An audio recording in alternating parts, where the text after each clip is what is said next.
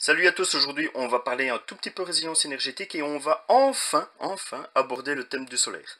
Alors avant de vous parler de méga structures capables d'alimenter tout le village, moi je vous propose de redescendre à un niveau beaucoup plus modeste, un niveau qui va permettre à un débutant de commencer à gagner en résilience dans le domaine du solaire à des coûts relativement encore abordables.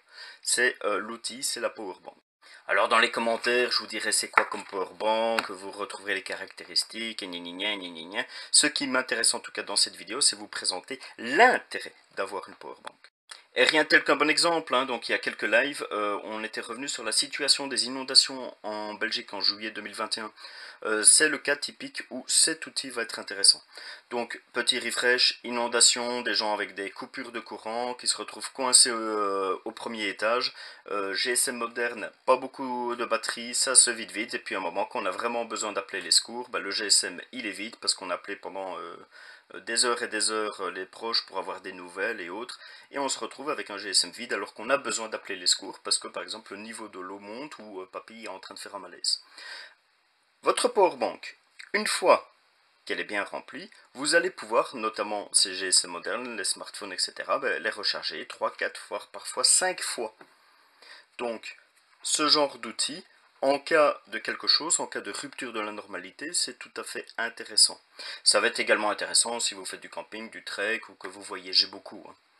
L'avantage de ce genre d'outil, c'est que non seulement c'est une réserve d'énergie, mais par l'écran solaire ici, le petit panneau solaire que vous avez là, elle va être également capable de pouvoir se recharger au fur et à mesure. Donc évidemment, vous pouvez recharger ça directement via une prise, ça va être évidemment plus rapide, mais si vous avez une exposition qui est un tout petit peu ensoleillée, vous pouvez laisser simplement votre powerbank, elle va se recharger d'elle-même.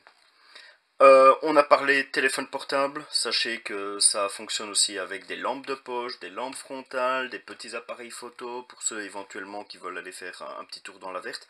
Donc il y a toute une petite multitude d'appareils, pour peu qu'en fait ces appareils soient rechargeables par les sticks USB, par les trous USB, comme ça par les raccords USB, mais il va être possible d'avoir avec vous non seulement une réserve d'énergie, mais en plus une réserve d'énergie que vous allez pouvoir renouveler.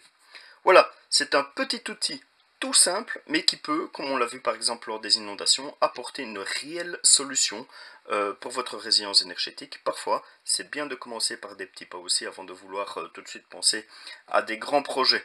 En tout cas, c'est relativement abordable. Dans le lien, il y aura le prix aussi et tout ça. C'est pas forcément ce modèle-là que je recommande. Il fait absolument le boulot. Je suis très content de ça.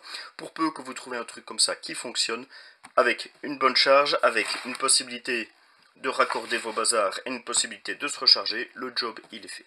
Très bonne journée à vous et surtout préparez-vous.